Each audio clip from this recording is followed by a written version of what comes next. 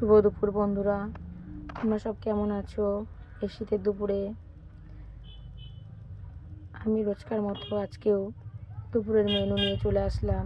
গরম গরম ভাত, পেঁয়াজকালি আর আলু ভাজা, বেগুন ভাজা, মাছ ভাজা।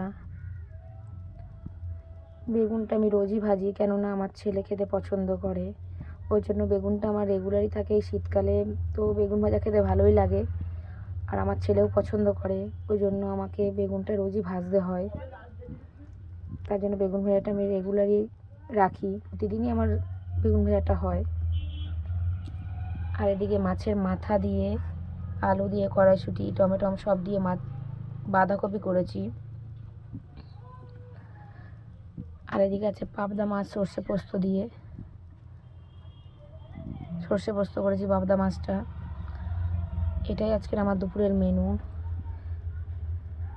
বন্ধুরা, তোমরা সবাই দেখতে পাচ্ছ আমি কী কী দুপুরবেলায় আজকে রান্না করেছি দুপুরের জন্য।